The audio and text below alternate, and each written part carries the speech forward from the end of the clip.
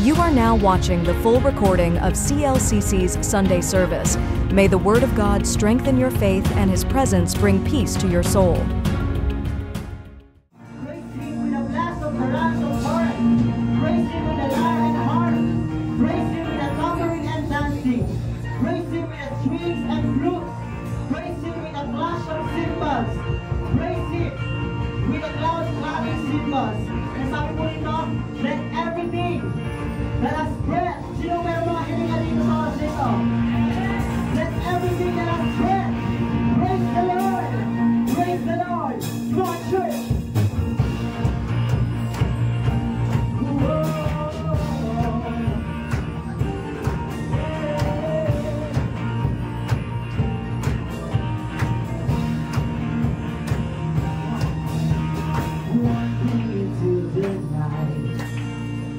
Wanting a place to hide this weary soul, this bad bones.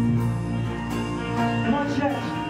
It's not driving on my mind, and then I just can't say goodbye. I'm slowly drifting all right along. Come on, come on. Then that's when I ran.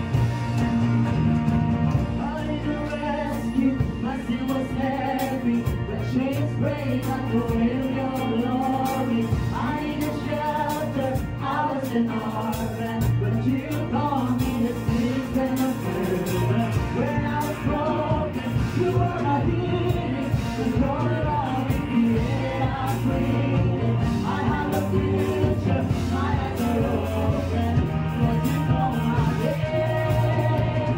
Get up, get up, get up, come on, get up out that way. Hey, get up, get up, get up, hey, get up out that way. Get up, get up, get up, get up, get up out that way. Oh, come on, get up, get up, get up, get up, get up out that way. Hey, get up, get up, get up, get up out that way. Get up, get up, get up, get up out that way. Get up, get up, get up, get up out that way. Get up, get up, get up,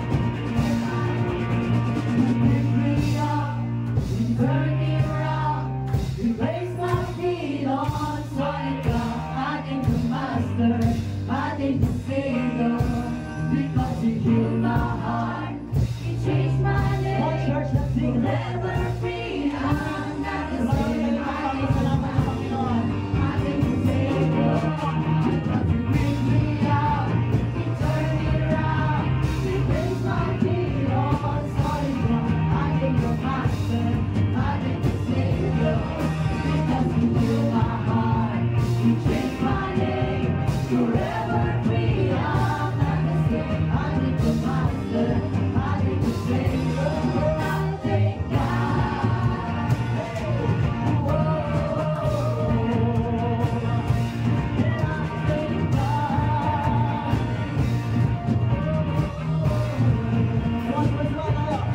I thank God. Oh, we thank you, Jesus.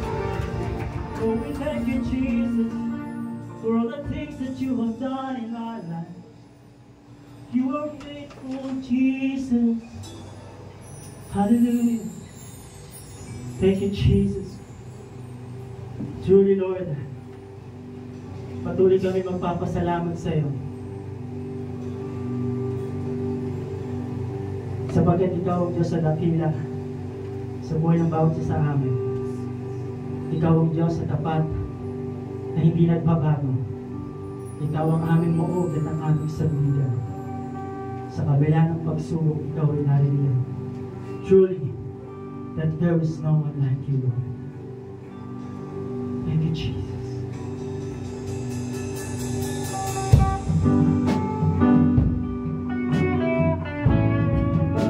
Oh, we thank you, Jesus.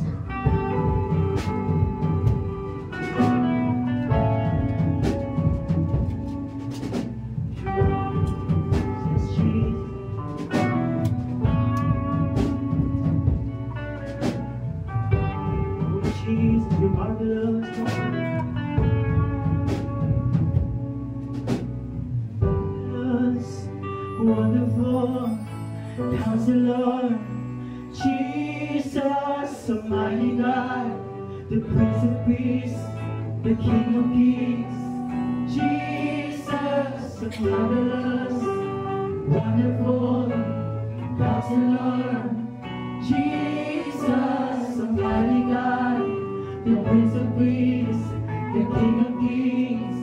Jesus, you're marvelous, wonderful, Counselor. Jesus, Almighty God, the Prince of Peace, the King of Kings. Jesus, you're marvelous, wonderful, Counselor. Jesus, Almighty God, the Prince of Peace, the King of Kings. There is no one like you.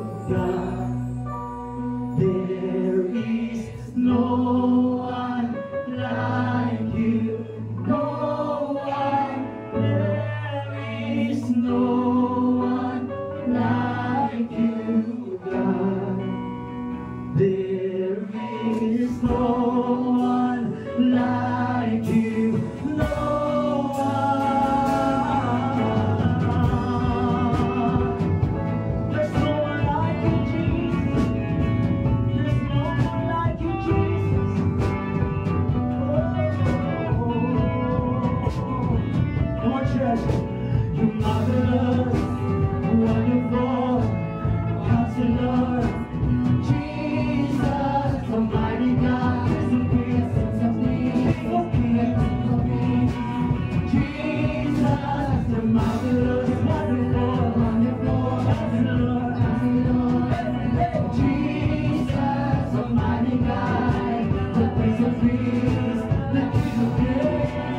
There is no one like you.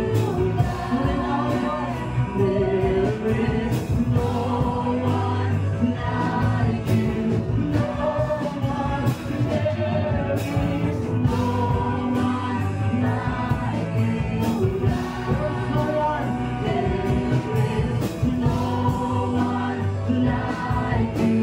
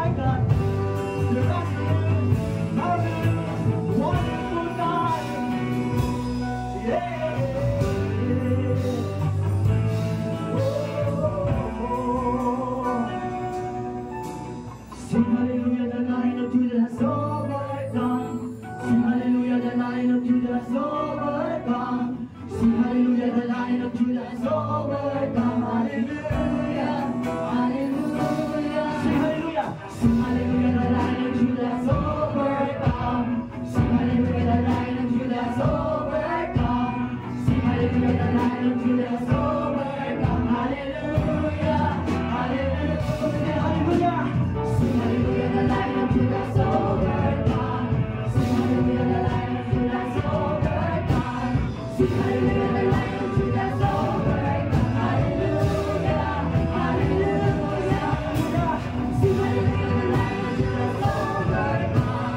Sing hallelujah, the Lion of Judah has overcome. Sing hallelujah, the Lion of Judah has overcome. Hallelujah, hallelujah, hallelujah, hallelujah, hallelujah. No one like you, God.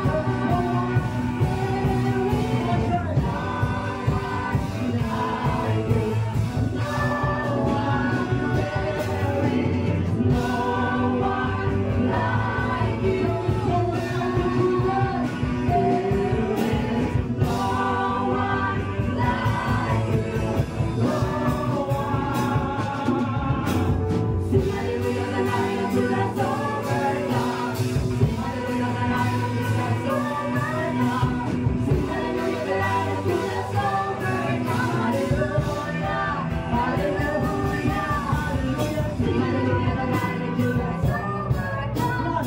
Sing hallelujah, the Lion of Judah has overcome. Sing hallelujah, the Lion of Judah has overcome. Hallelujah, hallelujah.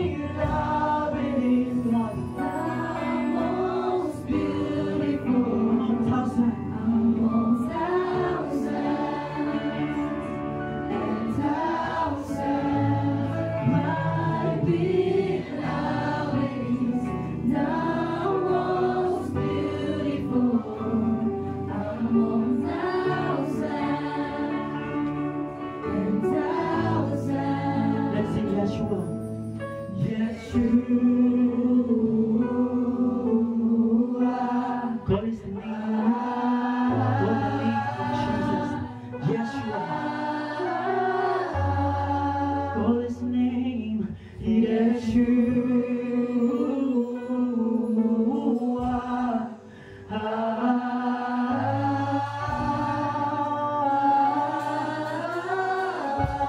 My beloved.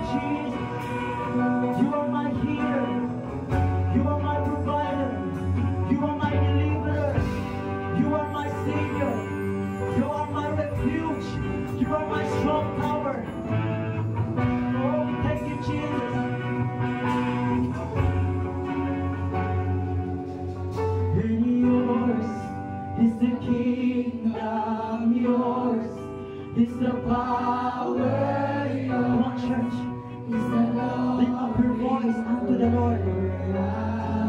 Let's sing, and yours is the kingdom, yours is the power, yours is the glory forever.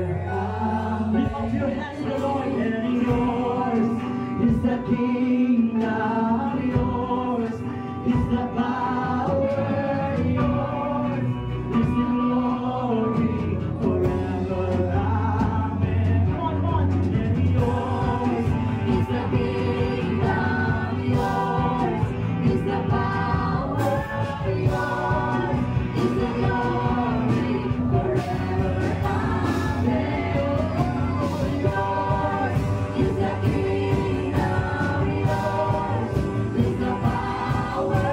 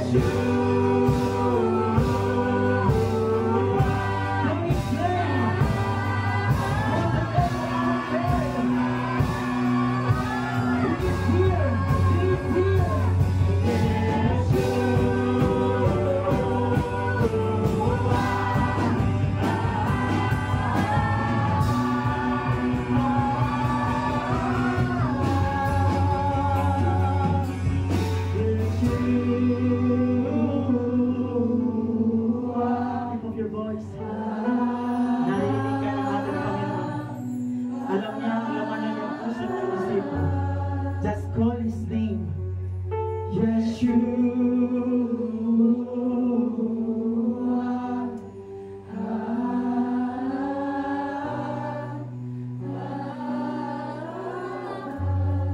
Once again, Yeshua, Yeshua.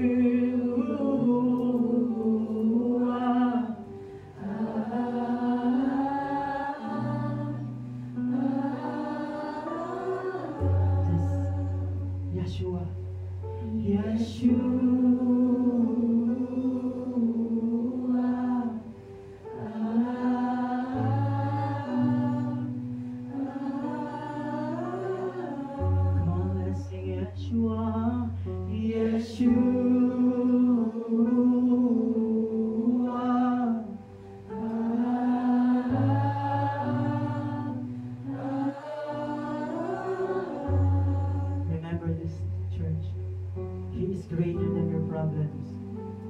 He is greater than your circumstances right now. He is greater than your sickness and diseases. He is greater in all things. Walang ibang Diyos na makapagliligtas sa atin kundi ang Panginoong Jesus lamang. That's why we call His name right now. Not just only about meron tayong kailangan kung bakit natin siya tinatawag. But we call His name because we want to worship Him. We want to adore His holy name. Because we know that He is holy. He is worthy to be praised. Dapat siyang sambahin. Dapat siyang luwalhatiin. That's why this morning, huwag mong hayaan ang sarili mo na nakatayo ka sa oras na ito.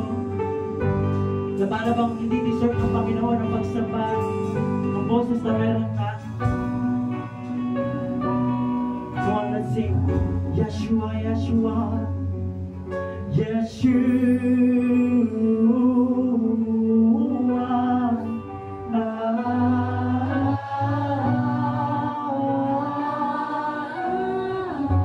Oh, Yeshua, Yeshua.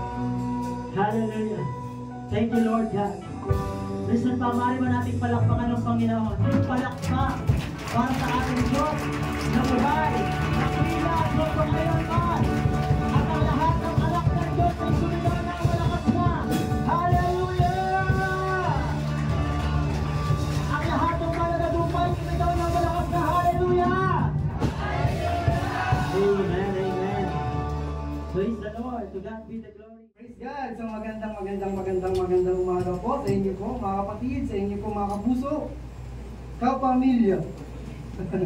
Good morning po sa God. Ayan.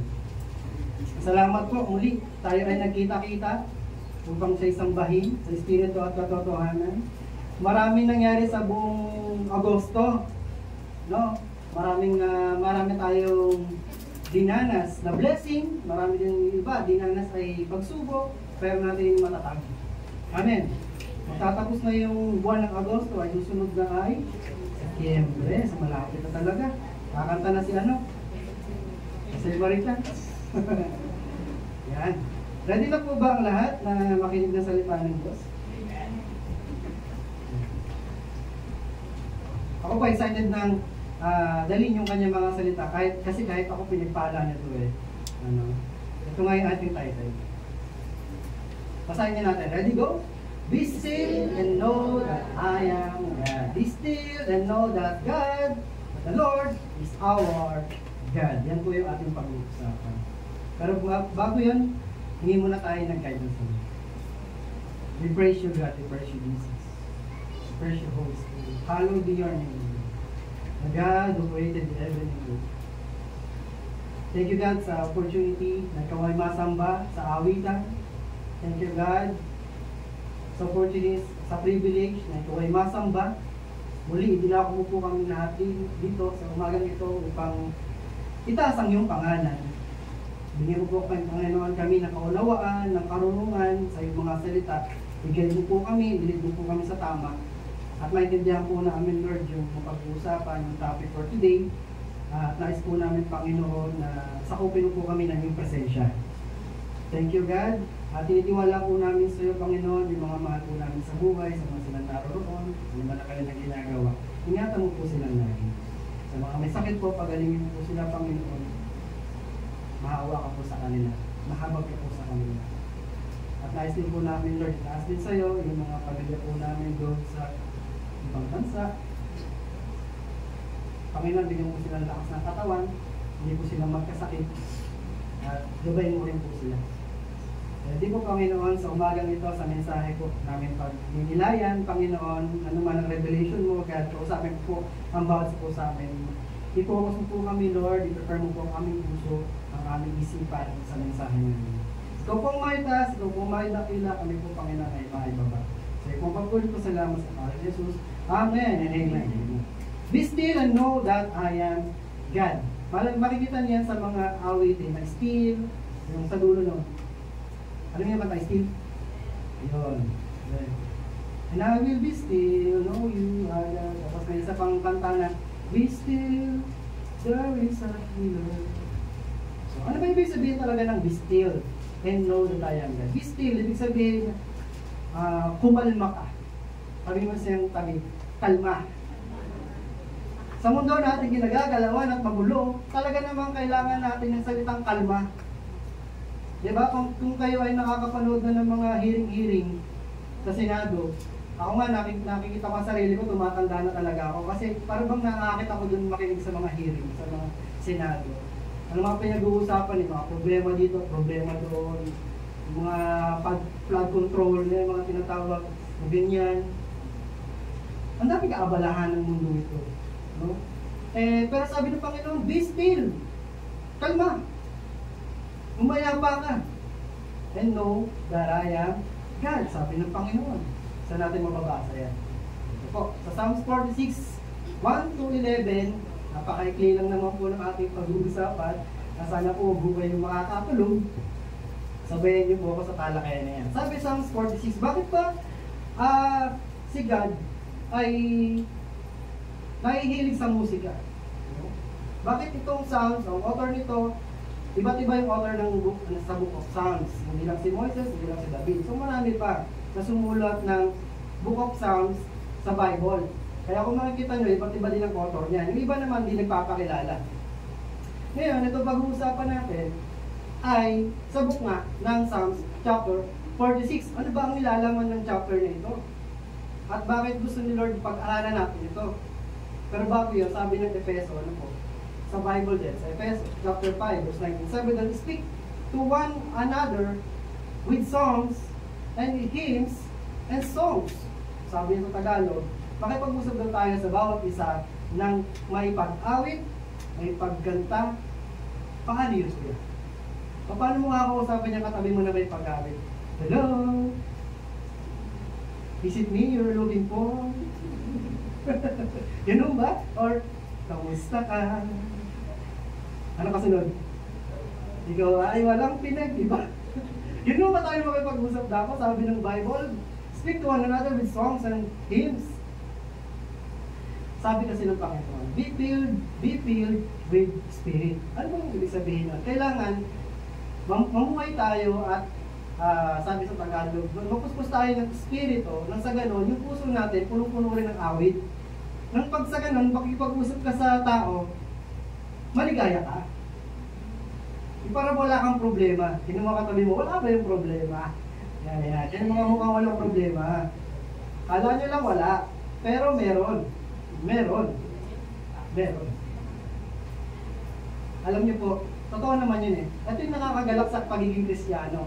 Once na nakilala mo ang Panginoon sa Kristo, oo, nandiyan ang mga problema. Pero alam mo yun, madarama mo yung kaligayahan pa rin ng puso. Makakangiti pa rin.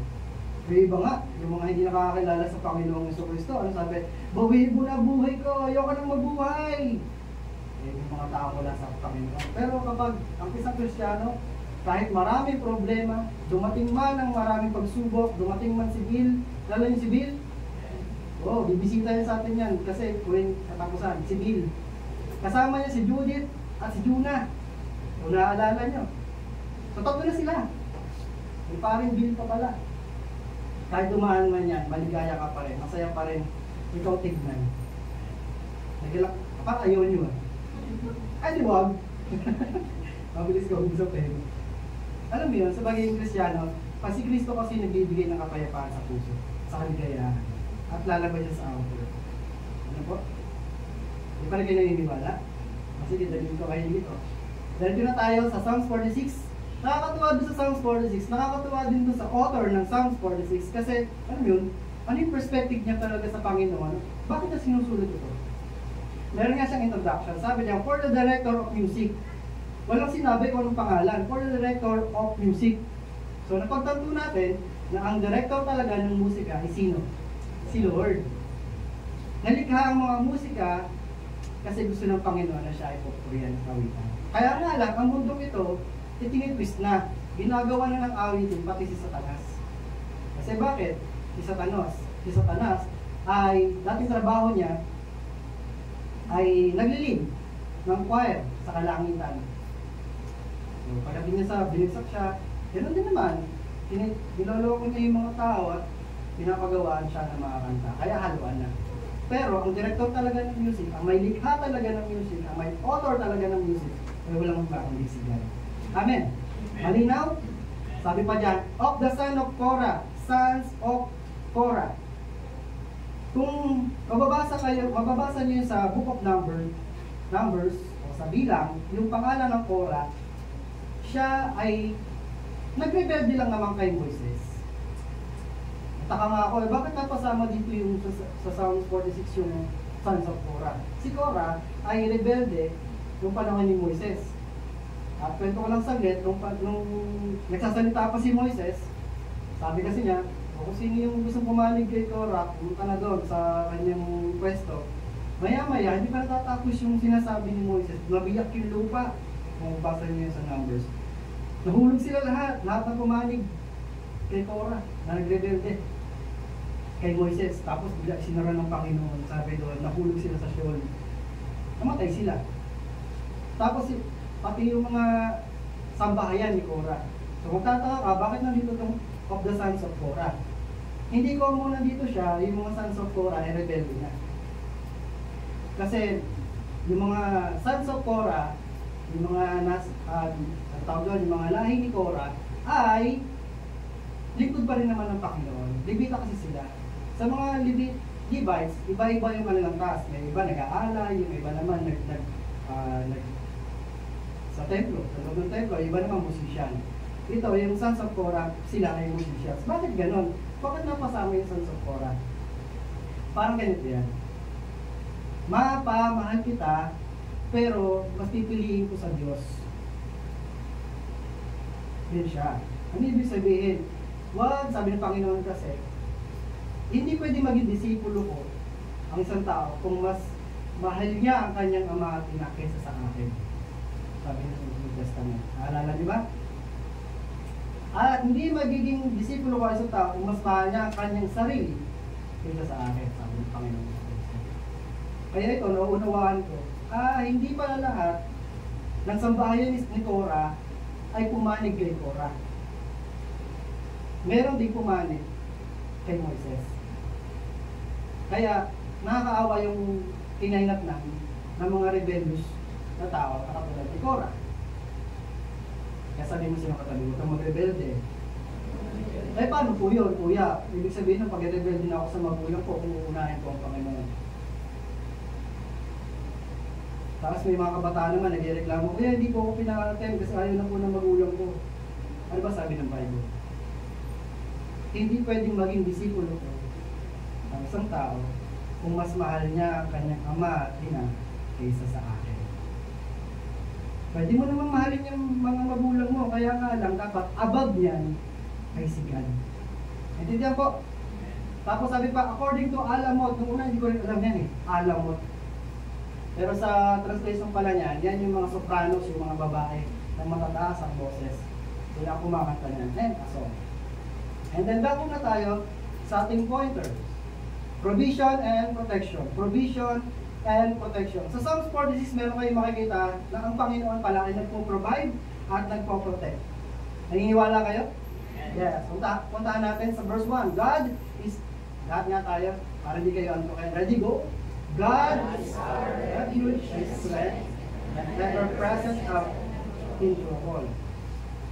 Sabi ng author, God is our refuge and strength, and help in trouble. Dinescribe niya ang Panginoon sa kanyang perspective sa tatlong bahagi. Verse 1 pa lang. Sabi, ang kanyang Panginoon ay refuge. Sa Tagalog, ang punan. Sa Tagalog, tanggulan. Refuge. Strength, kalakasan. Tapos, laging nandyan kapag may gulo. So, unahin natin yung sinabi na God is our refuge. Sa Pilipino, hindi natin ito talaga ma-sink in. Kung ano ba talaga ibig sabihin ng refuge, kung ano ba talaga ibig sabihin ng tanggulan. Kasi nga, nasanay tayo na napakalaya ng country natin. Walang barrier. Sa panahon kasi ng mga Israel, ano ba nangyari sa buhay nila? Kinugbog ang kanilang ipi, inalipin, winasak ang kanilang bayan, winasak ang kanilang templo, winasak din ang kanilang bakod, pati tanggulan. Kaya nga nung ipapagawa na ni Nehemiah, yung kahit man lang yung bakod nila, tungtuwa sila, gusto nila talagang buuin. Kasi sa kanila pride yun. Sa kanila may kahulugan yung refuge, tanggulan. Kasi sa isang mandirigma, sa isang gustong magsumbong, kailangan nila ng refuge.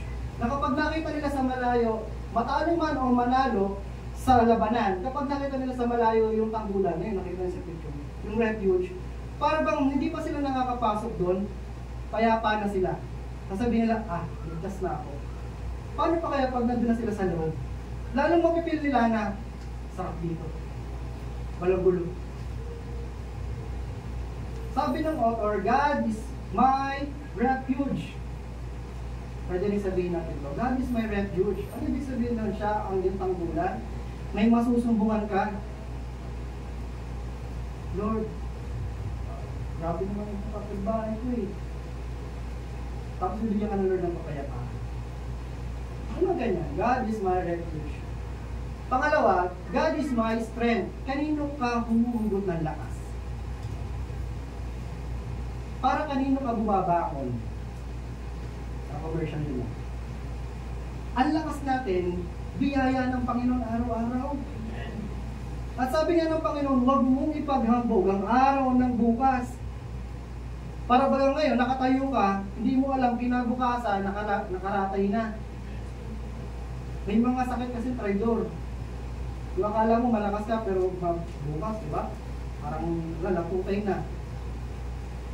Sa Panginoon tayo humugot ng lakas. Sabi pa nga ni Pablo, sa kanyang kwento, meron kasi siyang gusto ipagmalaki. Ano yung gusto niya ipagmalaki sa kwento niya? Yung nakita niya sa ikatlong langit. Dinala kasi siya ng Panginoon sa ikatlong langit. Eh gusto niya sabihin, kaya lang sabi ng Panginoon, wag mong sabihin. Gusto niya yung sabihin, kaya lang ayaw ng Panginoon. Kaya, yun, sabi niya, ang ipagmamalaki ko na lang ay, ang ipagmamalaki ko ang aking kahinaan. Bakit ano ba nangyari? Kasi, si Satanas ay gumawa ng hakbang para mapigilan nito si Pablo. Si Pablo lang naman ay isang ministeryo, punta doon, punta dito. Pangaral doon, pangaral dito. At ang nangyari, binigyan ng sakit si Pablo.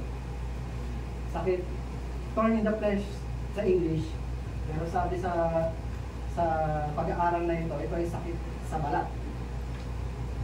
Tapos anong nangyari, hindi naman sinabi sa Bible kung ano yung sakit ko. Pero sabi niya, sabi ng Pablo, 3 beses ko itong pinapanalangin sa Panginoon na gusto kong matanggal yung karamdaman. Ganoon naman tayo, di ba? Pag meron tayo sakit, hiling tayo ng hiling sa Panginoon, right? Lord, tanggalin mo naman ito. Makakasagabal ito sa paglilingkod ko eh. Lord, tanggalin mo naman ito, please. Ayoko lang ganun sakit.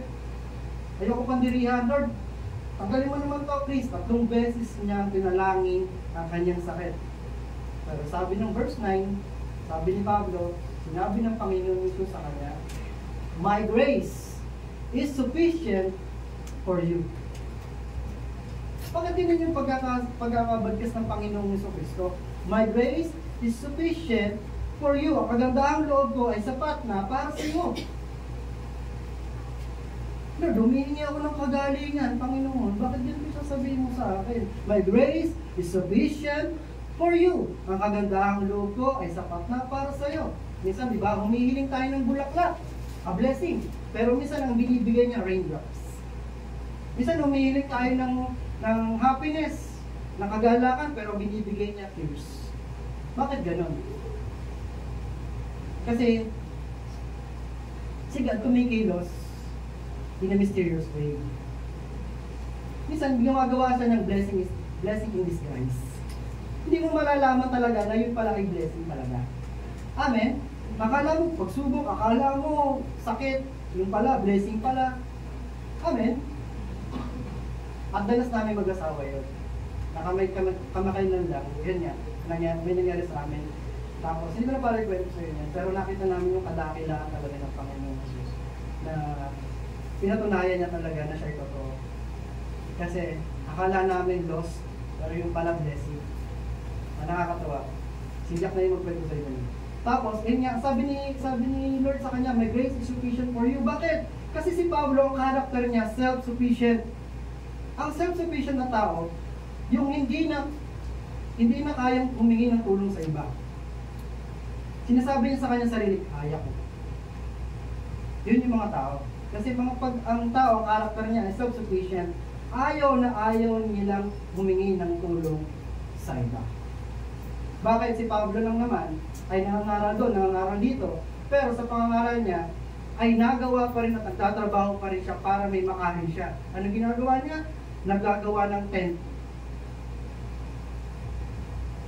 Kaya sabi ni Pablo, wala naman dapat ipagmalaki. Ang pagmalaki ko dapat ay aking kahinaan. Kaya sabi ng Panginoon, tandaan mo Pablo, my grace is sufficient for you. Dapat nating din maintindihan na sa Panginoon dapat tayo dumipende, hindi sa ating lakas. Ang hirap nun sa taong gano'n na, hindi, huwag mo na akong tulungan, kaya ko na to.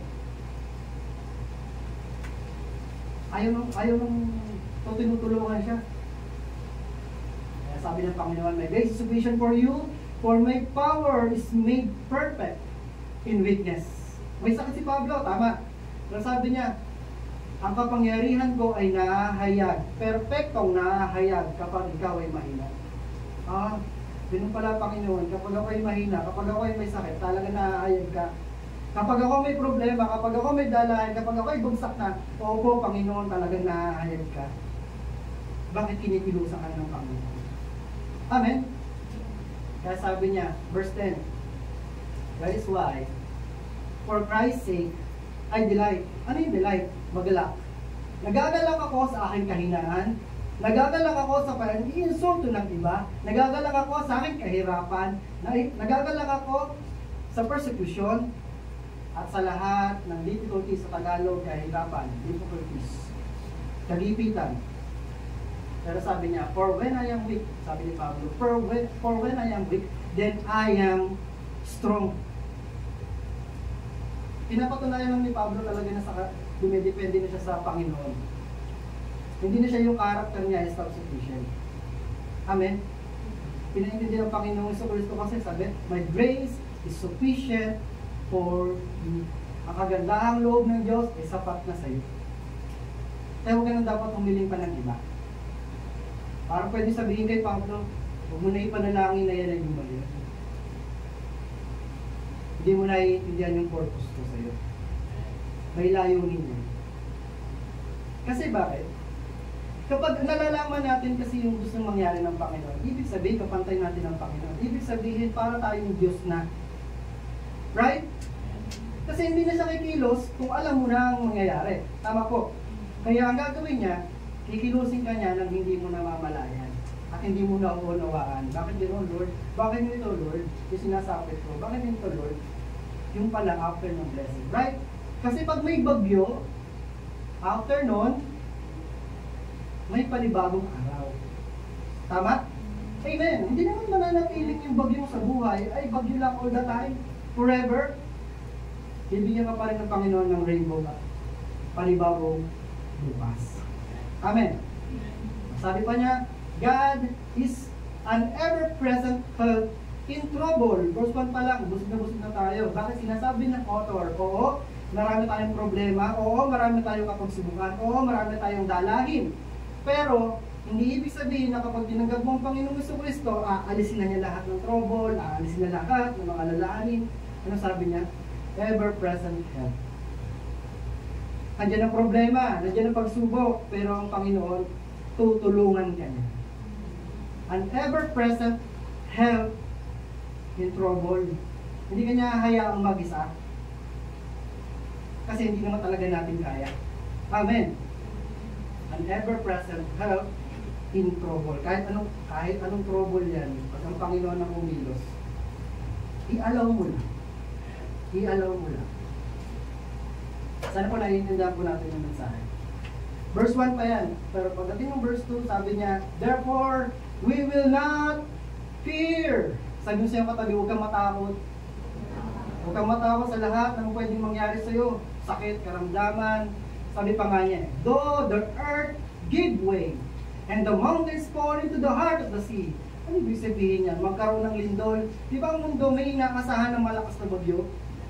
Hindi alam kung saan manggagaling eh. Pilipinas ba? US ba? Magnitude ano yan? 10? 9? I don't know. Pero sabi ng Panginoon, mangyayari. Sabi ng Panginoon sa Kristo, bago siya dumating, magkakaroon talaga ng lindol. Pagbaha. Pagtaas ng presyo ng mga bilihin. At gera, kabilat kanan. Kaliwat kanan. Totoong mangyayari yun. Kaya nga lang, sabi ng Panginoon, huwag kang matakot. Huwag kang matakot. Paano yun, kuya? Darating na yung lindol. Sabi ng Panginoon, huwag kang matakot eh. Calm, earthquake, calm. Tatayo ka na lang ba? Wala ka nang gagawin. Kaya sabi ng Panginoon, huwag kang matakot eh.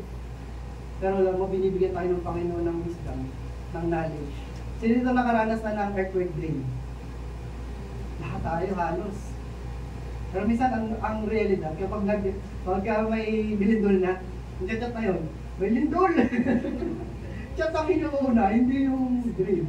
Ano ba yung drill? Ay, susuot ka sa lamesa o sa matigas na bagay para hindi ka ang mga Pinoy, kakaiba eh. Ay, may lindol! May lindol! Sabi mo ako, do not fear. Hindi matatakot, magtigat na lang kami. Siyempre, gagawa ka rin ng magmahal. Sinasabi ng Panginoon sa'yo, huwag kang matakot. O, diba, may wisdom ka. O, di suot doon. Pero alam mo, pag kumilos talaga ang Panginoon eh. Pag nature na ang gumalaw, nakakakabayan, para talagang lalabas yung kaluluwa mo sa katawan mo. Naranasan niyo ba ng malindol talaga? Yun. Pero alam mo, kahit hindi ka makaranas ng lindol sa personal, sa literal, sa bahay niyo pa lang, ito lang. Siyempre, totoo yun. Normally, parang alindol, ang kaguluhan ay nasa loob ng tahanan. Wala naman talagang perfectong bahay, wala perfectong pamilya, right?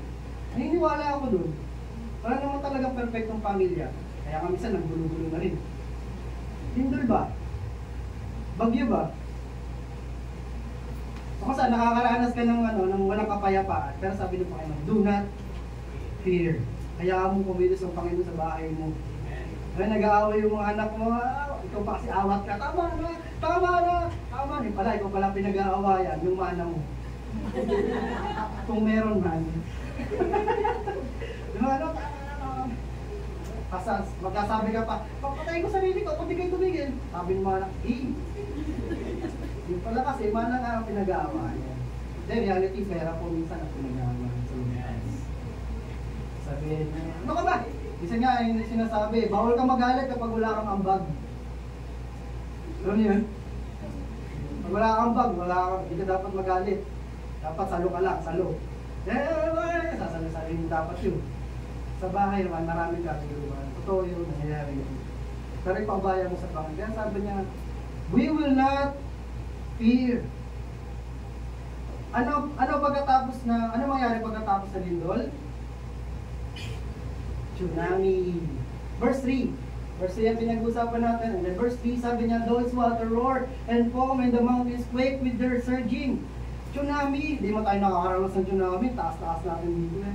Talang tiwa, no? Pero yung mga nakaranas ng tsunami, ano kaya trauma yung naibigay ng tsunami na rin? Wala sila ng bahay, pinagpagura mo, ilang taon, biglang dadaanan lang ng malakas na alon. Grabe yung tsunami. May palabas pa nga yan eh.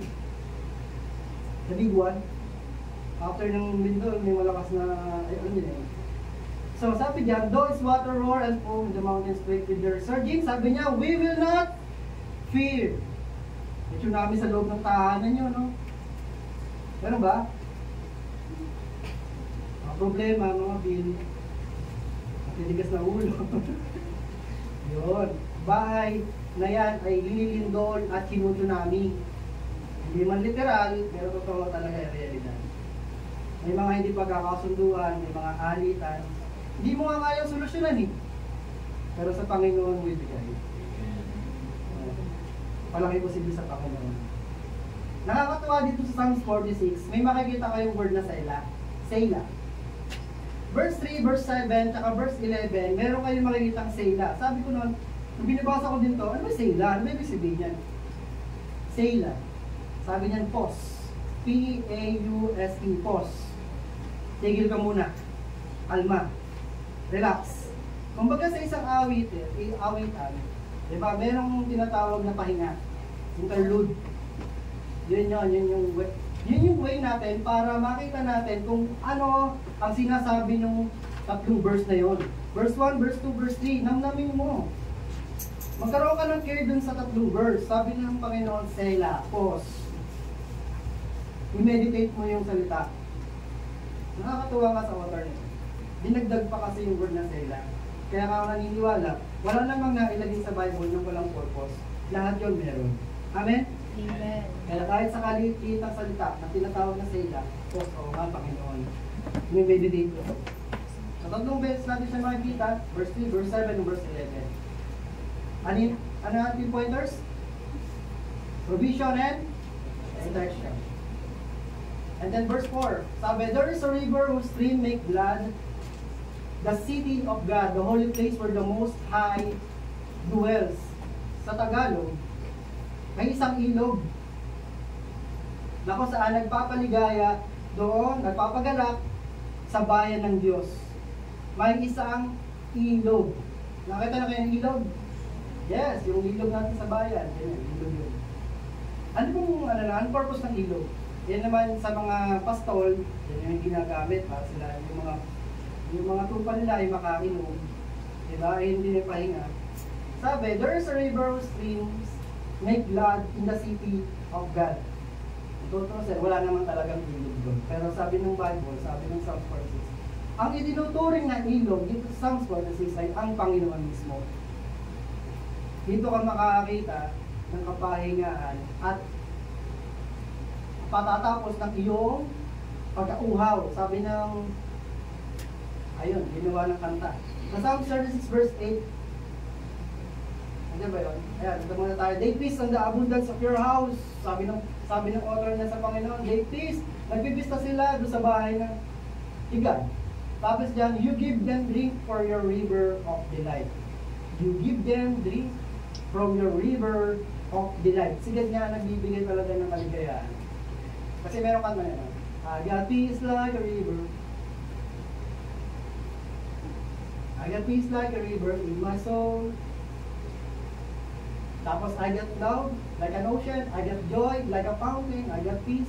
Love, joy like a river. Kung alam niyo yung kantang yun. Kaya nga totoo itong sinasabi ng author ng Psalms 46. There's a river whose stream make glad the city of God. Kailangan mo ng kapahingahan, kailangan mo ng relaxation, napunta ka sa Panginoon, meron siya bibigay sa iyo. Isang ilog na magpapaligaya sa iyo. And then sabi pa, verse 5, God is within her, she will not fall, God will help her at the break of day. God is within her. Tinutukoy din na her, yun yung bansa nila, Israel. Pwede rin isabihin sa atin ng Panginoon eh. God is with you, hindi ka babagsak. Tutulungan ka niya ng maaga. Minsan, para bang, Lord, totoo kaya ikaw talaga? Nag-exist ka ba talaga? Sa panahon na talagang kailangan natin ng Panginoon, totoo ang Biblia, totoo ang kanyang mga salita, na oo, may problema kang ginagalawan, pero lagi siyang nasa tabi mo. Hindi ka niyang iiwan, hindi ka niyang pababayaan. Bagkus tutulungan ka pa nga eh. Amen? Sabi, God will help you at break of day. Maaga. Sabihin niyo, maaga. Maaga. Ibig sabihin, simula pa lang ng araw mo, nandiyan na ang Panginoon, nag-aantay sa'yo. Ano, okay ka ba? Game ka ba sa pagsubok mo ngayon? Sige, samahan kita. Ganyan ang Panginoon. Diba? Minsan nga tinatawag na kayo ng barkada nyo eh, maagang-maaga pa eh. Hindi pa naman, umaga matulog. Kaya sabi ng Panginoon, magdamag mo yan. Yeah. Para makita mo sa umaga kung kamanghamanghang bagay na gagawin ng Panginoon. Amen. God will help you at the break of day. Maaga pa lang nag-a-attend siya. Tutulungan ka na niya. Ito pa, kasi sabi niya nga, we will not fear, huwag na tayong matakot. Sabi kasi, nations are in uproar, kingdoms fall. Gawin mo yun. Sa kanila kasi kingdom, sa atin ngayon, kongreso, senado. Sabi, yung mga yan, babagsak. Sabi pa niya, he lifts his voice, the earth melts. Nasa kanya kasi talaga ang control eh. Sa isang voice pa lang pala niya, ang mundo ay matutunaw. Grabe ka pangyarihan ng Panginoon. Amen? Yung sabi niya sa verse 7, the Lord Almighty, kasahin niya natin yung sabay-sabay. Ready, go? The Lord Almighty is with us. The God of Jacob is our fortress. Wow! Amazing yun. Privilege yun. Bakit? Yung Diyos na gumawa ng langit at lupa, gumawa ng universo, ba nagmamalasakit pala sa akin at sa iyo? Ba't iniintindi pa niya tayo, no? Meron naman siyang dapat malaking intindihin eh. Bakit iniintindi pa niya tayo? Isa lang tayong nilalang. Bakit niya minahal pa tayo? Hindi mo rin kasi mawari talaga ang kaisipan ng Panginoon. Amen? Sabi diyan, the Lord Almighty is with us. Kasi kung babalikan natin yung verse 6, sabi diyan, he lifts his voice, the earth melts. Control niya nga ang universo. Isipin mo yon, kahit nga ang NASA namamangha. Kasi yung earth, napakaliit niyan. At merong isang malaking planeta, tinatawag na Jupiter. Yung earth, pupuntahan na ng mga malalaking asteroid. Kung alam niyo yung mga ganyung kwento sa NASA. Pero, kamangha-mangha doon, naharangin ni Jupiter. Nang sa ganun, hindi mawasak ang earth. Pero kapag sinabi ng Panginoon, oh, pasaway na yung earth na yan ha, hindi nga, asteroid. Punta ka na doon. Pero control pa rin ng Panginoon, di ba? Hindi niya hayaan na magkaroon ng disorder dun sa universo. Isipin nyo na lang, nakalutang yung mga planeta na yan. Pero bakit ganun? Pag umikot sila, may order. Hindi sila nagkakabungguhan. Hindi sila nagkakapalit-palit ng rotation. Amen? Kaya masabi dito, the Lord Almighty is with us. Yung nagkocontrol sa universo, sa pimpapawid, sa taas, sa kalawakan, ay, siya rin palang nag-aalaga din sa akin, at siyang kasama ko, tatabi ko, at laging nandiyan. Amen. Panghawakan niyo yung salita. Itong verse 7, yan, the Lord Almighty is with us, the God of Jacob is our fortress. Makikita nyo rin yan sa verse 11. Inulit lang yung word. Mamaya, ay bigyan natin pansin naman yung the God of Jacob is our fortress. Tapos, verse 7, after nyan ay Selah. Ibig sabihin, sinabi ng Panginoon, pause, meditate the word. Kailangan, yan, namnamin mo yung salita. So, point number 1 is protection and provision. Baliktad, provision and protection. Pangalawa, shelter and salvation. Napakasagana ng Psalms 46. At kahit nga sa bahay, kapag binasa mo yan, pwede mo yan maging verse.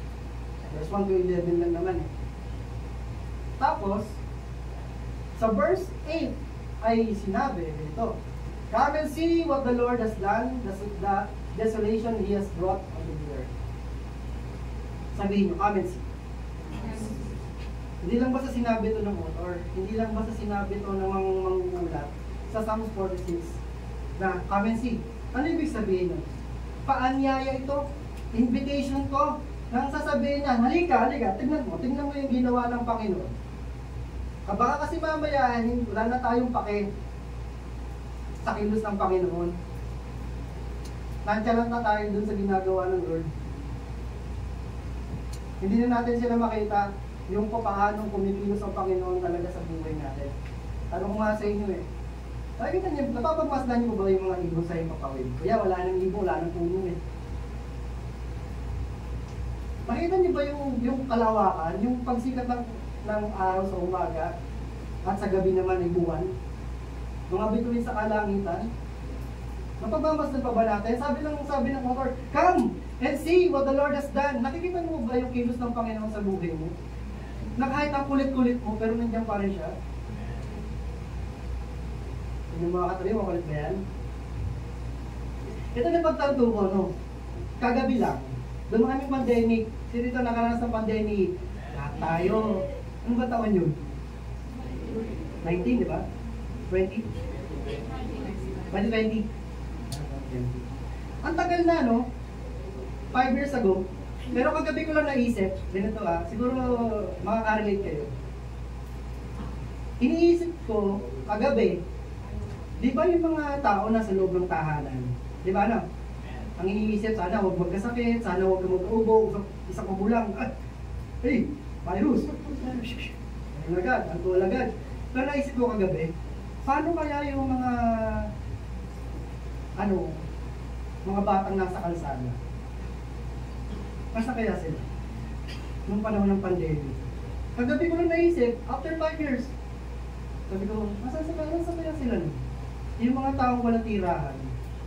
Samantalang ako, iniisip ko, sana huwag kang magpasakit, tapos sana yung provision pa rin ng Panginoon nandoon. Nakakatuwa nga tayo, bahay-bahay, binibigyan ng relief eh. Tama? Paano kaya sila? Natanong ko rin kahapon yun eh. Pero sa biyaya ng Panginoon eh, kahit baka nasa kalsada sila, nandun pa rin yung pag-iingat ng Lord eh. Amen? Kahit kitid nyo ng rabbit. Pero doon pa rin yung yung pag-protection ng Panginoon, di ba? Kahit anong kulit nila. Hindi nila natin alam yung ginagawa nila sa kalsada kasi nasa loob tayo ng tahanan natin. Tama? Pero nung nakita ko talaga yung kamang-amang yung ginagawa ng Panginoon, nandun pa rin ang pag-iingat ng Lord kahit makukulit yung mga tao. Amen? Sabi nga, come and see what the Lord has done. Lagi mo pa rin pagmamasdan kung paano ka iningatan ng Panginoon, kung anong ginagawa niya sa'yo. Minsan nga, naranasan mo ba to? Yung madadapa ka na pero hindi, matik-mutikan lang, gano'n. Tapos yung madadapa ka na, ulo, or na tuon mo yung kamay mo. Reflexes ba? Gano'n. Kung galing ng kamang-amang ginagawa ng Lord sa'yo, buti may kamay ka. Kung wala, untog na ulo mo. Di ba? Tapos yung maranasan mo pa yung bigla nasa kalsada ka, tatawid ka, nasa tamang pedestrian ka naman. Bigla may tatawid na truck, ay may dadaang truck, yung hihiwalay talaga yung kaluluwa mo eh. Wait! Teka lang, buhay pa pala ako. Mga pag-ganon. Yung mga ganon, nakakatrauma yun eh. Di ba ano? Mapatutulala ka na lang, May dumaan pala. Hindi natin alam ang bukas, mga kapatid. Kaya ma-appreciate din natin talaga kung ano yung kilos ng Panginoon. Diba? O, nakaranas ba kayo managinip? Pero yung panaginip yung bangungot? Sinasakal na kayo. Nasakal na kayo ng ex nyo. Sa panaginip, yung isa akala mo, totoo ba to? Yung ang bigat, yung horror na sa ano. Tapos pagising mo, ang bigat-bigat ng katawan mo. Yun. Bangungot yun. Buti nga, ginising ka ng Panginoon. Amen? Yun. Patay na po. Sabi ka, amen, see what the Lord has done. Tignan mo kung ano yung ginagawa ng Panginoon sa buhay mo. Araw, gabi, tanghali, umaga, hapon. Diba? Amen? Amen. Enjoy ba kayo sa mensahe? Kahit ako nag-ibig ako, sabi ng Lord, come and see. Sabi niya, release ko talaga yung kahapon, kagabi. Namamangha talaga ako sa ganung bagay. Sabi ko kasi, wala naman tayong kakayanan, hindi naman tayo presidente para sabihin sa mga street children, yung mga street children, punta dun sa mga malapit sa bahay nyo, yung mga bahay, pasukan yung mga rugby boys. Ikaw ba namang may bahay, papasukan mo yung rugby boys, may ulam ba? Ulam. Hindi mo naman papasukan sila Ang kulit nun, kahit ikaw maaasar Pero sa biyaya talaga ng Panginoon, kahit sobrang kulit na ano talaga ang pag-ibig niya? Kasi sabi niya, yung araw sumisikat kahit sa nakakilala sa Panginoon at hindi, ganun ka pero si God. Amen. Pero, may advantage naman yung mga nakakilala sa Panginoon. Bakit? Kasi tayo ay dadagitin. Tayo ay kukunin. Amen. Kakasalubong sa alapaap. Kasi nga, tapos na Agosto, di ba? Sunod, September. Nakikita niyo ba sa Facebook yun o sa YouTube yung mga nagsasabi na September 23 at 24 ay rapture na. Pagbabalik na ng Panginoon. Pagdagit na. May mga aral kasi ganyan na sinasabi. So bakit nila nakalculate na September 23 at 24? Yung rapture. Paano nila nasabi yun? Kasi ako naniniwala na hindi naman talaga natin alam kung kailan ang pagdagit o rapture sa mga mananampalataya. Kasi kahit si Jesus, ang sabi niya, kahit ang mga anghel ay hindi nila alam ang muling pagbabalik ko, sabi ng Panginoon Kristo. Pero nakatitiyak tayo sa mga sign na sinabi ng Lord Jesus Christ. Ano yung mga sign? Lindol dito, lindol doon, tsunami, pagtaas ng bill, pagtaas ng bilihin, at gera dito at gera doon. Yun yung mga sign. Tapos yung sa buwan, maigin pula, yan yung mga sign. Pero yung exact date, hindi natin alam. Amen. Si God lang ang nakakaalam. Pero paano yun, kuya, pag dumating na September 2024? Di kalooban ng Diyos, kasi yun. Ang Panginoon ang nagtakda nun talaga. Pero sabi nga, marami na talagang nag-declare na end of the world na. Kung natatandaan yung 12-12-12, December 12, 2012, sabi end of the world na. At meron pa nga niyang movie, pero hindi nangyari. Amen po? Kaya nga yun, sa Lord pa rin tayo, sa Bible pa rin tayo maniwala. Walang exact date. Sino na nakakaalam yan? Amen. Kung dumiting man yan, ang problema ay natin kung ligtas ba tayo o hindi. Amen. Kung makita ba tayo ni Lord na karapat dapat dagitin. Pag sinabing dagit, kukunin yun. In an instant, in the blink o panaay, kurap kayo, kurap. Diba? Ganun kabilis. Baka bigla mawawala yung mga mananampalataya. Nandun na pala sa alapaap, kasama ng Panginoon sa Kristo. In the blink o panaay. Wow! Praise God! Kasi basta makasama tayo doon, din tayo kasama sa paghihirap sa baba. Amen po? Amen. Kaya nga, verse 9, sabi dyan, He makes war cease to the ends of the earth. He breaks the bow and shatters the spear. He burns the shield with fire. Ano sabi ng psalmist dito? Ano sabi ng artist o yung author nito? Sabi, kaya ni God na awatin yung mga gera. Kasi control naman niya. Kaya nga nakakaamis din si God. Kasi handa ba talaga ang Pilipinas sa gera? Kala mo, presidente ako Handa ba? Tignan niyo yung ano, doon sa Palawan ba yun? Yung Chinese vessel, tsaka yung Philippine vessel. Ano ginagawa nila? Tirahan ng water. Cannon. Eh kung missile na yan, handa ba talaga tayo sa gera? Nasa palibot lang tayo ng mga kaaway ha. Ay ang aliado ng Pilipinas ay nasa Pulandako. Ano yun? Amerika. Ito yung China, sa taas natin ay Russia. Kawawa tayo pupugbugin nila. Aasa ba tayo sa Amerika? Wala mo mga kampanya eh. Hindi natin kaya. Hindi natin kaya kung sa tulong ng Panginoon, kung kaya niyang patigilin yung mga gera, kakayanin niya kasi siya ay Diyos. Amen? Sabi niya doon sa Chinese, oh, kulit mo, huwag ka makipag-giran dyan, dito ka lang. Oh, yung Pilipinas, dito ka lang. Kahit sabihin natin, ano ba talaga ang saninangan lang ginagawa? Agawan niya ng lupa. Diba? Sabi diyan, he makes war cease. Ikakalma niya eh, hanggat maaari. Bakit? Hindi pa handa Pilipinas. That's right. Kung handa na, tinong niya katayo mo, handa mo sa gera. Anong gagawin niya sa gera? Si Superman, si Batman. Alright. He breaks the bow and shatters the spear. He burns the shield with fires. Sa bahay niyo mga kapatid, kapag nasa loob kayo ng tahanan, ano pakiramdam niyo? Versus, nasa labas kayo ng tahanan niyo. Tapos marami kayong kaaway. Sino may kaaway? Very good naman, walang mga kaaway. Yes, kuya, wala kaming kaaway. Yung inaaway kami, meron. Pero alam niyo, dalas niyo ba ito nung maliit kayo? Kasi ako nahuli ako eh. Kumbaga, minsan ako nanalo sa text. O sa laro. Kahit anong laro yun, kasi sinali ako. Ako, yabang eh, no? Karong po, Jole, yun. E di, ngayon, ang tawag namin ng Jerry Bob. Yung di ba, nagbibilang ka, biglang gagawin ng kalaban mo. Kasi sasabog yung isasabog yung text, tapos sabihin, oh, paragaw! Naranasan niyo yung gano'n. Ako naman, nag-super saiyan, umiyak ako, iyak ako na, gano'n. One time. Siguro natandaan ko ni nanay. Gumawa akong tinador. Nandun ako sa may bintana namin. Nasa loob ng bahay, di ba? Tinador ko, akala ko di tatamaan. Tinumaan pala. Masintido. Alam ko patay eh. Alam, lakas eh. Di, sugat. Alam mo yung pagkatira kong ganun sa may tago? Ha? Nagpatago.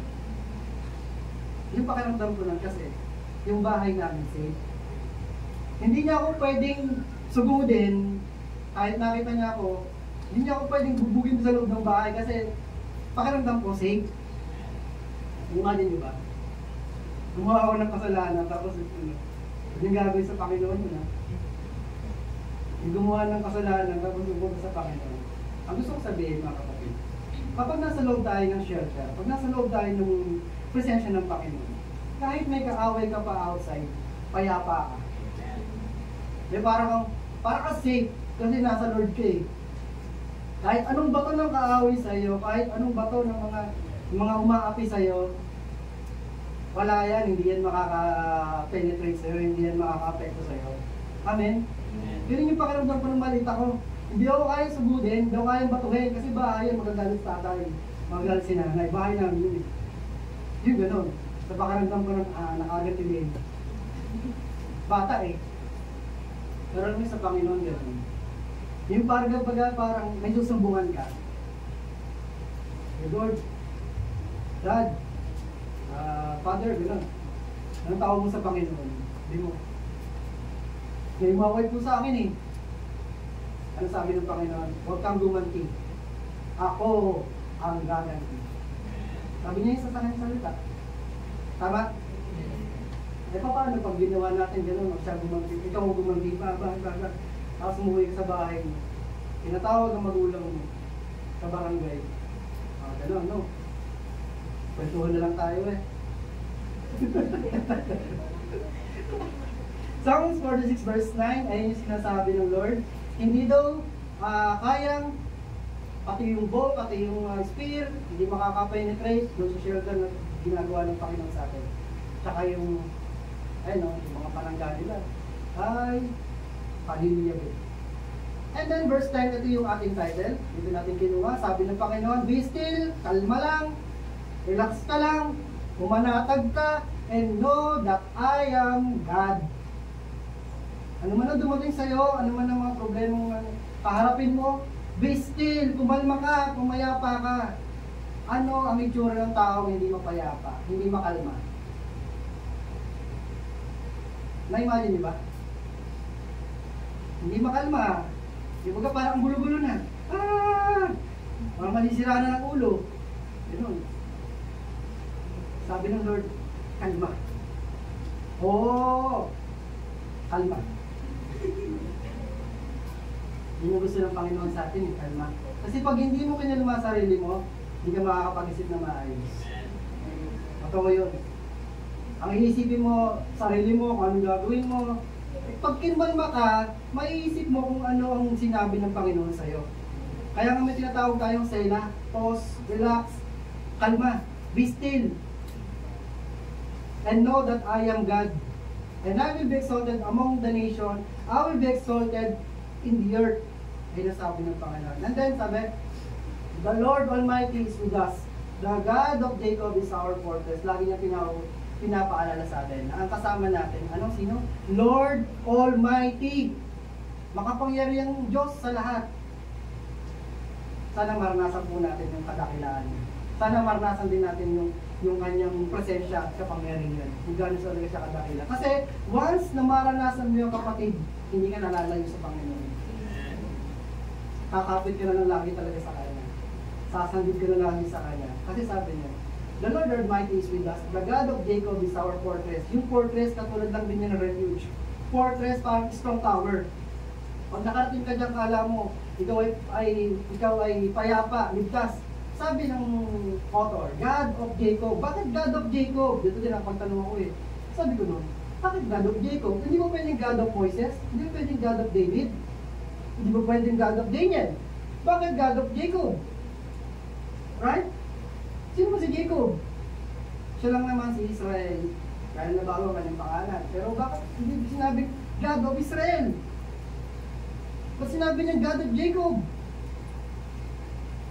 Yung purpose kasi ang Panginoon, ba't niya binigyan?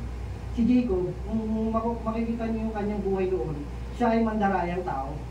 Dinaya niya ang kanyang kapatid. At sobrang niyang takot, kasi nga meron siyang ginawang kasalanan. At siya rin naman, yung nakipagtunggali ang Panginoon sa kanya, at sabi ng mama na si Lord John, sabi niya, bitawan mo na ako, mag-ano na, sisikat na araw. Isikat na ba o lulubo? Basta yung ganun. Tapos sabi niya, sabi ni Jacob, hindi kita bibitawan hanggat hindi mo ako binibless. Sabi ng Jacob, kausap niya, sige, bibless kita. Mula kayo, ng pangalan mo na Israel. Bayan ng Diyos. Tapos kaya lang, may iniwan si Lord. May iniwan si Lord na sakit kay Jacob. Kasi napigilan siya eh. Yun yung kanyang experience sa Lord. Yun yung encounter niya sa Lord. So God of Jacob, ibig sabihin, yun yung pinapatunayan ng Panginoon na si God is a God of second chance. Kung naalala niyo yung topic last time. Tama? Amen. Si Jacob, although yun ang buhay niya, naging isang mandarayang tao, pero binigyan siya ng second chance ng Panginoon. Like yung sons of Korah. Oo, may ginawang kasalanan yung lahi nila. Pero nanatiling tapat pa rin ang Panginoon doon sa mga anak ni Korah. Amen. So God of Jacob, kahit gano'n tayo katigas, kahit gano'n tayo kakulit, pag may purpose talaga ang Panginoon sa'yo, tatawagin ka niya. Kikilusin ka niya. Hindi ka niya ahayaan sa wilderness. Hindi ka niya ahayaan doon sa kung saan man ikaw mapalpal at mapariwara. Wala kang sasabihin niyan, balik mo na. May purpose also. The Lord Almighty is with us. The God of Jacob is our fortress. And then, sabi niya, Selah. Pause. Meditate. Magkaroon ka ng kayo dun sa binanggit na messages o sa text. Ano sinasabi ng Panginoon sa iyo? Selah. Pause. Kaya nga, be still and know that I am God. Meron isang kwento. sa Panginoong Jesucristo. Noong ang mga alagad niya ay dumako dun sa lawa, naglalayag sa lawa, ay dinado si Jesus Christ. Dumating yung bagyo. Ano sabi ng mga alagad? Panginoon, iligtas niyo kami, mamamatay kami, sabi nila. Guys, hindi nagsasalita fisherman. Kaya nila sa karagatan. Pero dumating yung matinding pagsubok sa kanila, dumating yung bagyo. Ano sabi sa Panginoon kay Jesus Christ? Panginoon, iligtas niyo kami, mamamatay kami. Wala na silang kakayanan sa kanilang sarili. Hindi na nila maliligtas sa kanilang sarili, sa kanilang skills, ability. Si Jesus Christ natutulog. Payapa. Nakita niyo pa ito? Sabi ni Jesus Christ sa kanila, bakit kayo natatakot? Hindi na sabi ng Panginoon sa akin. Bakit kayo natatakot ngayon? Anong kinakatakot niyo? Lakasan ninyo ang inyong pananampalataya. Amen. Sa Kanya lang tayo makakasumpong ng kapayapaan sa puso na kahit may problema, kahit may bagyo, ay nandiyan siya para yun ay gapihin. Sabi niya, bakit kayo natatakot? Napakalit naman yung pananampalataya. Yan yung si Jesus Christ. Bumangon siya, pinatigil ang hangin at ang mga alon. Kontrol niya ang nature. Namanghasin ang lahat at sinabi, ano kaya kuling ng taong to? Maging ang hangin at lawa ay sumusunod sa kanya. Ito yung sinasabi ng mga tao.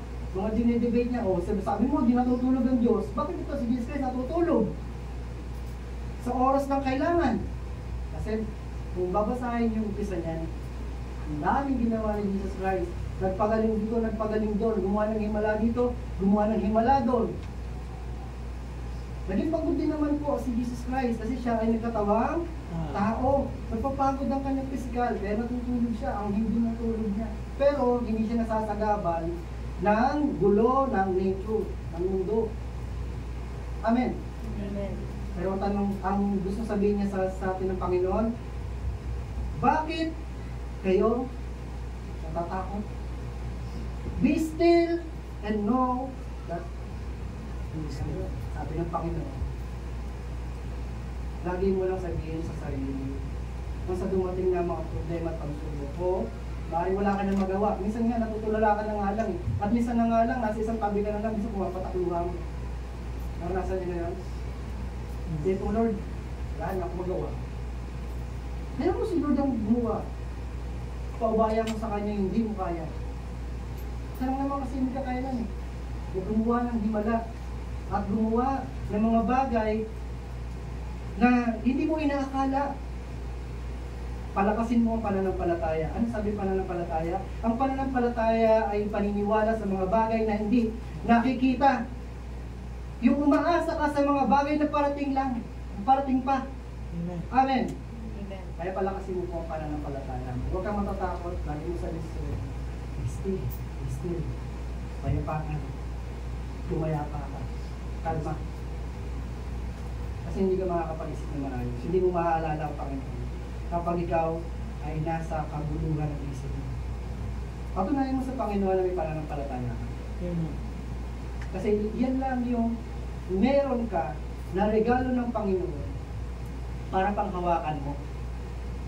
Bakit?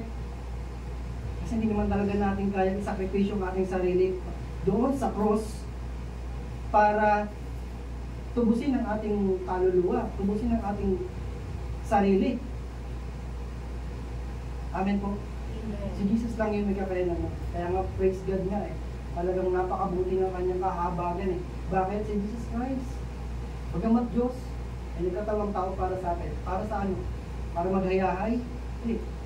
Para siya ay hagupitin, masaktan, mamatay, mailibing, at muling nabuhay para sa atin. Amen. At umakit sa langit, at muling babalik para sa lahat ng mga mananampalataya at sasampalataya sa Panginoon sa Kristo. Amen. Amen. Ayong panampalataya mo, gaano man kaliit yan, gaano man kalaki yan, basta pananampalataya, i-treasure mo yan. Amen. Huwag kang mawawala ng pananampalataya. Amen. Be still and know that I am Yan. Purihin ang Panginoon sa umaga nito. Purihin ang Panginoon sa mensahe nito. Tunay nga na napakadakila ng Diyos. Patuloy siya nagbibigay ng mga mensahe na, alam mo yun, papakibay ng ating faith. Paniniwalaan talaga natin na si Jesus Christ ay buhay. No? Patutunayan talaga ng Panginoon sa kanyang mga salita na siya ay totoo. At tapat. At dapat sampalatayanan. Tayo lahat ay pumikit. So sa pagpikit mo, pwede ka magpasalamat sa Panginoon sa lahat ng mga ginawa niya sa iyo. Pinagaling ka sa sakit, pasalamat ka sa Panginoon. Binigyan ka ng trabaho, pasalamat ka sa Panginoon. This is your time with God. Personally. You and God. Salamat ka dahil araw-araw kang binibigyan ng hininga sa mga maliliit na bagay. Salamat ka sa Panginoon dahil kinikilos ang buhay mo at ang iyong pamilya. So naintindihan natin ngayong umaga, pagkatiwala mo sa Panginoon yung family mo.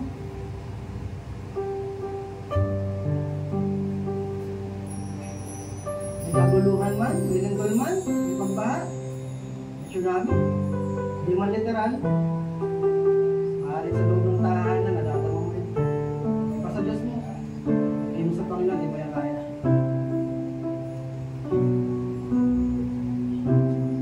Pagkawalhati sa iyong pangalan, pagkawalhati sa iyo.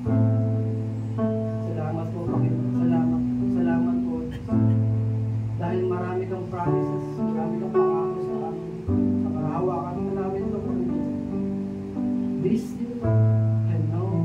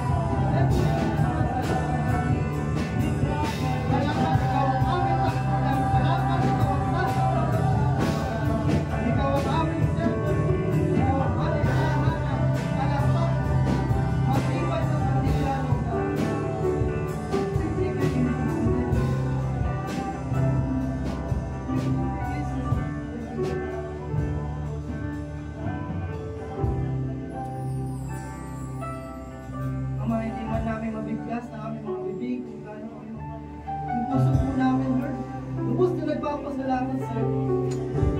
Kasi patuloy kang gumagawa ng himala sa amin araw-araw. Isip pa lang umaga. Lord, dalangin po namin na patuloy mo kami kilusin. Patuloy mo kami samahan. Huwag mo kami iiwan. Huwag mo kami pababayaan. Bawal po sa amin, Panginoon, na kilala mo. Alam mo ang kondisyon ng kanilang buhay. Alam mo ang kalagayan ng kanilang tahanan. Lord, alam mo, Panginoon, ang kanilang mga kahilingan. Pangarap sa buhay.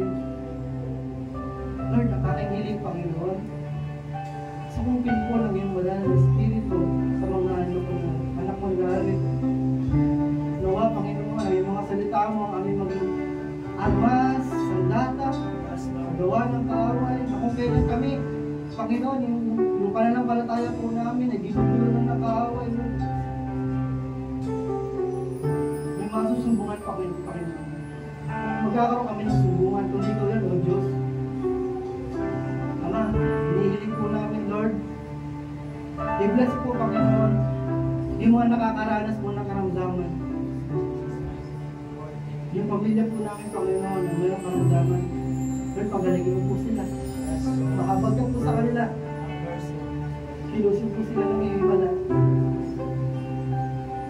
Pagalagin po sila, Panginoon. Mga kailangan kadakilaan mo sa buhay nila. Lord, yun din naman, pinag-pray po sa iyo yung mga naghahanap ng trabaho. Lord, bigyan po sa kanila yung trabaho na narapat. Yung hindi mga kasagabal sa pagsamba nila sa iyo. Pinadalangin ko din po sila, Panginoon, yung mga may business, may trabaho, Lord, magpalain po sila lagi. Palayan po yung mga tumatangkilik na kanilang business. Lord, yung mga may trabaho, magulang man, mga anak, may trabaho. Lord, palakasin po ang kanilang pangangatawan. Ilayo mo sila sa sakit ng karamdaman. Ilayo mo sila sa trahedya. Ang pag-iingat ay maranasan nila, Panginoon. Kaya sa mga anak, sa mga estudyante, Lord, i-bless po din sila ng karunungan. Mag-aaral silang mabuti. At ang eskwelahan na kanilang pinag-aaralan, Panginoon, ay bless mo din po, O Diyos. Lord, tulungan mo po ang bawat sa po sa amin. Hindi kanilang problema, kanilang pagsubok. Itiwala po namin sa iyo, Panginoon. Hindi po namin kaya. Hindi po namin kaya kung wala ka, O Diyos. Tunay nga na ang aming mga kailangan, ang aming mga weaknesses, Lord, ay siyang kalakasan po namin sa iyo, O Diyos. Ang kalakasan ay nanggagaling sa iyo, Panginoon. Walang maliw, walang katubas, ang iyong kadakilaan at kapangyarihan. Walang makakapantay sa iyo, Panginoon. Walang makakapantay sa pag-ibig mo, sa kahabatan mo, at sa kapayapaan sa iyo. Binibigyan mo sa bawat sa pusa amin. Thank you, God. Thank you, Jesus. Mga God, masalamatan mo, Panginoon. Sa lahat ng blessing na tatapos mo, sa trabaho meron ka, sa business mo meron ka, sa mga anak mo, na nandiyan ka, sa tingnan mo. Masalamatan mo, Panginoon, dahil laging nandun ang pag-iingat mo. Lagi mo lang tatandaan ka, Panginoon. Sa lahat ng aspeto ng buhay mo, ano man yan, business man yan, study man yan, family man yan, dapat ahead lagi at above lagi ang Panginoon. Amen. Kasi katulad nga ng Genesis 1, in the beginning, God. In the beginning, God. Katulad din ang nabasa natin sa Psalm 46, sabi niya, God is my refuge. Ibig sabihin, lagi mong iuna ang Panginoon sa buhay mo. Buhay mong sentro, ang Panginoon sa Kristo sa puso mo. Ang sa ganun ang kapayapaan, ang kaligtasan ay maranasan mo. Papuri sa iyo, O Diyos, pagdakila mo naman natin. Mapasamin, Panginoon, ang walang katubang sa pag-ibig, kalakit ng pananampalataya, at kapayapaan, taganak at puso ng bawat isa. Sa pangalan ng Ama, ng Anak, at ng Espiritu Santo. Say po ang ating puri. Lahat ng nagsabi ng Amen!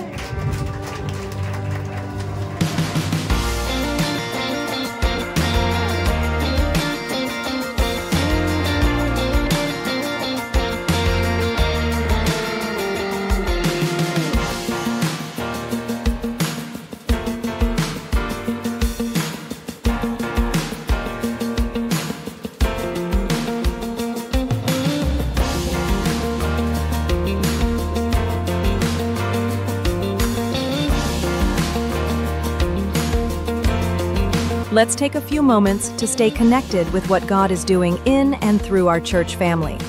Please tune in to these important announcements. opportunities to grow, serve, and fellowship together. Join us for morning devotion every Monday to Saturday from 5 a.m. to 7 a.m. live on our CLCC Facebook group. Come early, come expectant, and begin your day with the Word, worship, and a fresh encounter with the Lord. Let's grow together in faith, one morning at a time. We also invite you to a special time of seeking God together. Join us every Friday night from 7 p.m. to 8:30 p.m. for our prayer and Thanksgiving gathering. It's a sacred space to pour out our hearts, lift up our needs, and give thanks for all He has done. Come expectant. Breakthrough happens when we pray. And for our young champions, don't forget Amazing Kids, happening every Saturday from 9 a.m. to 11 a.m. right here at CLCC. It's a fun, faith-filled time designed especially for children ages 6 to 12, with Bible stories, songs, games, and lessons that build strong foundations in Christ. Your kids will love it. We'd love to see you again next Sunday. Join us for our Sunday services here at CLCC. We have 2 worship services every week.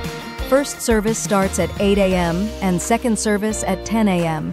Come early, come expectant, and bring someone with you. There's always a seat for you in God's house.